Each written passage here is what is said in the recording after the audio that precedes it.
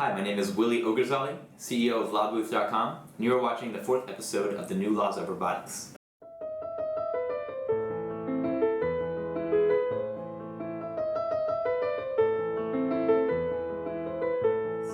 Today we're talking about why lawyers shouldn't be afraid of artificial intelligence and really the opportunity that's at stake for attorneys like you who are willing to be progressive and to embrace technology. So, I love this quote from Blair Janis, who is a legal tech professor at BYU. And he says that the most prosperous law practices in 2020 are going to be those that are able to utilize artificially narrow intelligence solutions to make the legal jobs that we discussed earlier that are based heavily on document review and large amounts of data, so e-discovery, compliance, all of that. Utilize these AI solutions to perform those more efficiently, while also focusing the human's role on the types of legal jobs that are less likely to get replaced. So litigation, consultation, negotiation, mediation, the higher level thinking jobs. So these law firms are going to be thriving, and the lawyers who recognize this and who are willing to embrace this idea and be progressive are going to capitalize on this, what I believe to be a huge opportunity at stake. We'll talk about how huge this is in a moment. But just the fact that you guys are watching this lets me know that you are ahead of the curve. And I know that you're not the type of lawyer that's going to get displaced. Some lawyers, I think the stat is 1 out of 3. I'll fact check that in the blog post. But I believe the stat is that 1 out of 3 law firm leaders believe that the pace of innovation is slowing down and that there is going to be less innovation as we move forward. Most of the innovation has already happened, in other words, which couldn't be farther from the truth. As we discussed in episode 2, the pace of innovation is rapidly increasing. Once there's a trend in motion like this, it very rarely goes away unless it's replaced by another disruption. So it's not going anywhere, but some of these lawyers, the lawyers that refuse to embrace technology, and they might wait until by the time that they recognize that they need technology, it could be too late. So we'll get into that in a bit. The point is, you guys are not those lawyers, and if you continue watching things like this and researching technology and implementing technology in your practice, not only are you going to save time and make more money in the long term, but you'll be positioning yourself to capture the huge opportunity that's at stake. It's also going to be a great way to kind of hedge the risk of getting displaced. So, figure out how to use AI to optimize your practice now, and then as the market evolves and as consumers seek more efficient legal services, you will be the lawyer that is capturing this demand. So, first of all, we're going to debunk the common misconception that as AI starts to replace lawyers' jobs, or as technology as a whole, in general, makes legal services more efficient and makes the prices go down, that the market will shrink.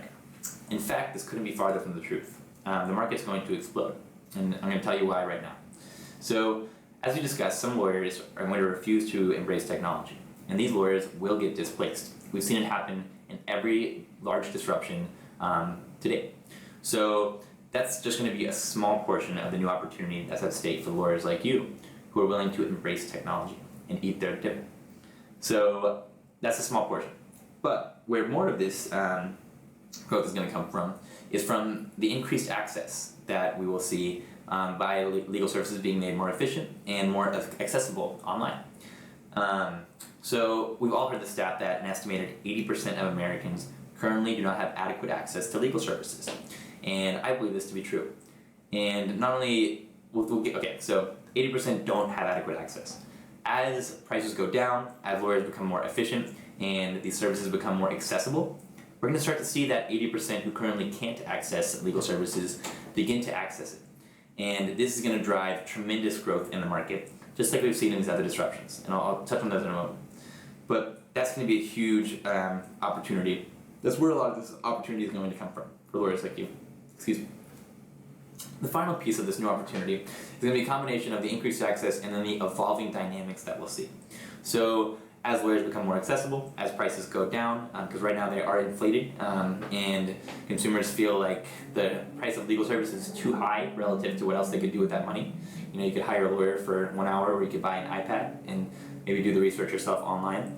Obviously, we would recommend hiring a lawyer, but that's a difficult decision for people to swallow when the prices are so high. So, we're going to see fewer and fewer clients hiring lawyers as a last resort And we're going to see more clients reaching out to attorneys for jobs and then hiring attorneys and having more ongoing relationships, especially with businesses. So they're going to be relying on lawyers to do things that right now lawyers aren't necessarily doing for their job, for their business. But lawyers have very valuable knowledge and very unique ways of thinking that can be very valuable to a range of for a range of jobs that right now we don't even necessarily know because the technology is not there. So we're going to see more people have access to attorneys, and then more people actually deciding to reach out to attorneys, not just because they have access, but they actually want to hire the lawyer because it's going to be very profitable for them. And we're going to see people working with their lawyers more, new evolving relationships. So that is why the market is going to be much larger than it is right now, even though it's going to be much more efficient. So in that situation, everybody wins. So some examples of this are how when Uber and when Netflix made their respective industries the same value proposition, so getting somewhere or watching something, so much more accessible and efficient and cheaper. The markets didn't shrink at all, even with their competitors entering the market. One company was able to, quadruple and quintuple the entire size of the industry just by disrupting it.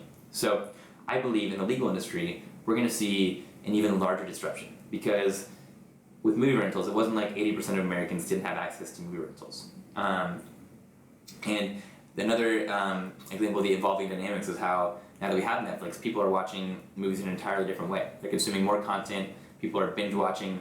That's kind of analogous to what I expect to see in the legal industry. So these patterns have been consistent with every major disruption from digital cameras to the taxi industry. So with this changing and evolving industry, I believe that lawyers should be optimistic. It's easy to be afraid, but we said this quote in another episode. This isn't my original quote, but I think it's pretty smart. If you are a lawyer and you are afraid that AI is going to replace your job anytime soon, then maybe you should be replaced.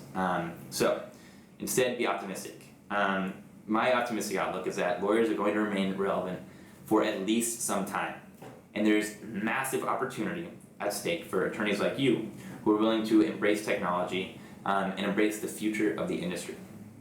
So I'll leave you all with my final thoughts, which have been the recurring theme of this entire series, which is that it is your ethical duty as a lawyer to research and implement technology into your practice to provide the most efficient legal services as well as the highest quality legal services to your clients. And if you have any questions, I'm always available at willyatlawbooth.com to answer them. Thank you for tuning in and looking forward to the next episode, which we haven't decided what it will be yet. So reach out to us with ideas of what you'd like us to talk about and we'll make it happen. Thanks, y'all. Have a good one.